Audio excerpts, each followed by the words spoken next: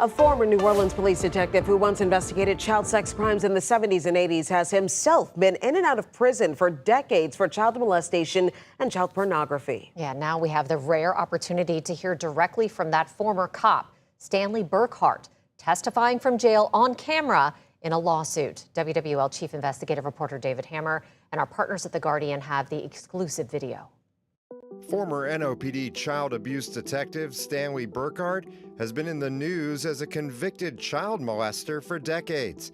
But now we're seeing and hearing him under oath for the first time. You solemnly swear the testimony you're about to give is the truth, the whole truth, and nothing but the truth, so help you God. I do. Can you state your full name for the record? Stanley Cole Burkhardt. But in a 4-hour deposition in the Orleans Parish Jail last month, Burkhardt wasn't responsive for long. And can you state your date of birth? 4/9/51. And your place of birth? 5th. Sorry, what was that? I plead the 5th. He invoked his Fifth Amendment right against self-incrimination more than 700 times. 5th, 5th, 5th, 5th, 5th, 5th. For years, we and our partner Ramon Vargas at The Guardian have reported on Burkhardt. After investigating child molesters for a living, Burkhardt pleaded guilty to charges of child pornography and abusing his 9-year-old niece. Later, he admitted under oath to also abusing another person, Richard Winman. That abuse happened when Winman was a teen and Burkhardt was a cop tasked with protecting kids from those sorts of crimes. He would put me on a mailbox on St. Philip Street in the French Quarter where the pedophiles are known to cruise. They make the block. And he would make me have sex with the pedophiles so he can make cases against them. We've shown how Burkhardt's been in and out of prison 7 times, always getting caught again with child porn, or most recently in 2025, for allegedly leaving suggestive comments under young men's pictures in violation of his parole. Authorities allege his account password was Boys for Me.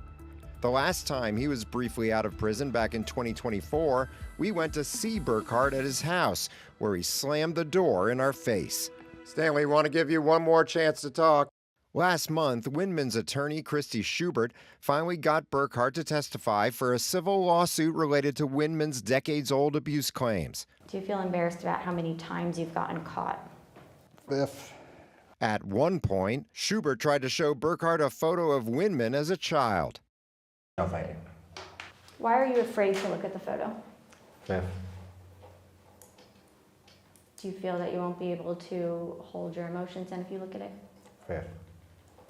Do you feel that you'll give yourself away? 5th. She also asked him about teens in his orbit who were murdered or drowned in the 1970s and 80s. His answer each time? 5th. He's never been charged with those crimes or even declared a suspect, but investigators have long considered him a person of interest.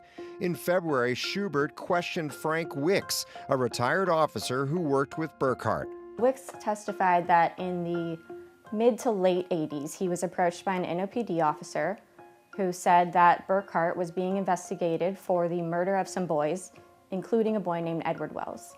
Do you think that this should prompt NOPD to reopen this case? Because my understanding is that NOPD is not continuing to look at Burkhardt for anything related to these killings. I think NOPD needs to look into this matter. Wicks testified under oath he tried to report Burkhardt as a bad cop, but his complaints went nowhere. One of the things he testified to was in about 1982 or 1983, when Wicks and Burkhardt were going to make an arrest. When they got to the location, according to Wicks, Burkhardt pulled out a, quote, drop gun and said, "I'm gonna kill this guy," talking about the suspect. And that's an untraceable weapon, basically, is the idea. That's more or less how Wicks described it, a weapon that's difficult to trace. As repetitive as Burkhardt was during his deposition, headlines about his crimes over the decades have been equally repetitive. Now he's set to stand trial on his latest parole violation, July 13th. David Hammer, WWL, Louisiana. Burkhardt's attorney did not reply to a request for comment, and we also reached out to Frank Wicks. He also did not respond.